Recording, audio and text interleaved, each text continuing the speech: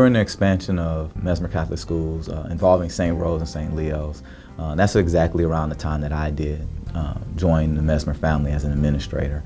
The call came from Archbishop Dolan asking Bob if he would rescue these two Central City urban schools, St. Rose and St. Leo. And Bob immediately responded, yes, we will help. We will do what is right.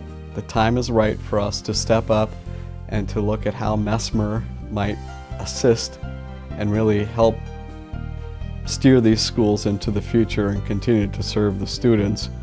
Again, two schools, two campuses that were on the brink of closure.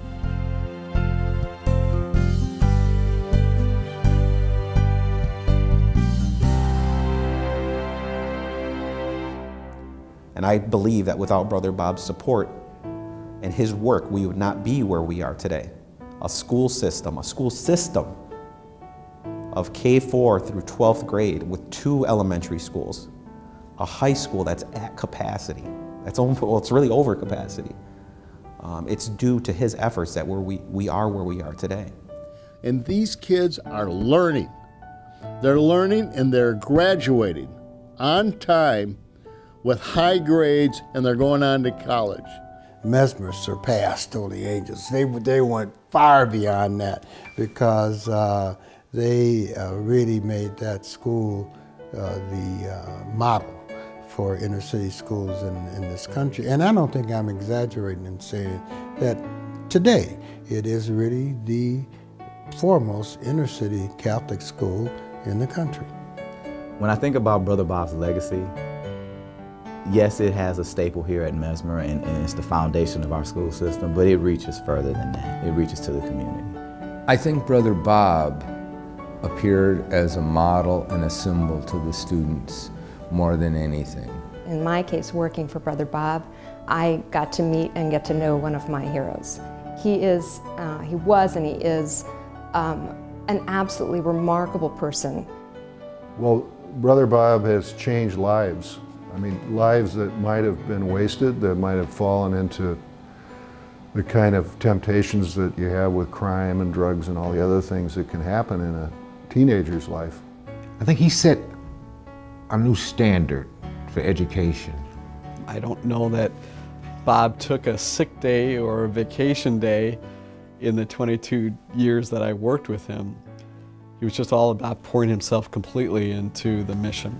He would be the first person to say, you know, it's not just him, it's been other people who have helped build what we are.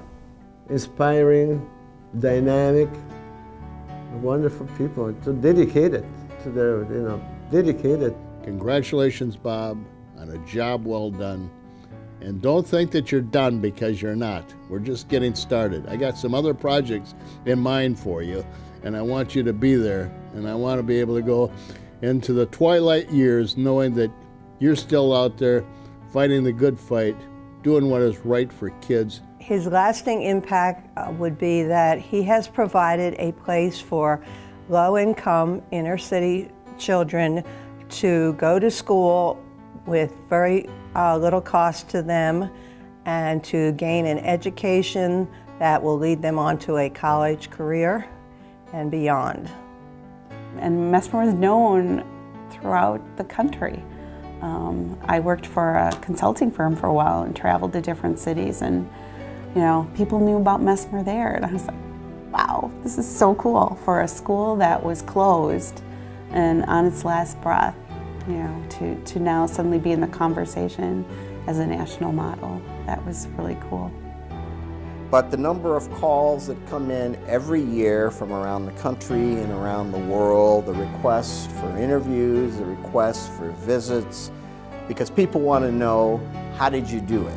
And we tell the story that it's not rocket science, it's not magic. It was a group of people who had a common belief and just rolled up their sleeves and kept at it. And that's the honest truth.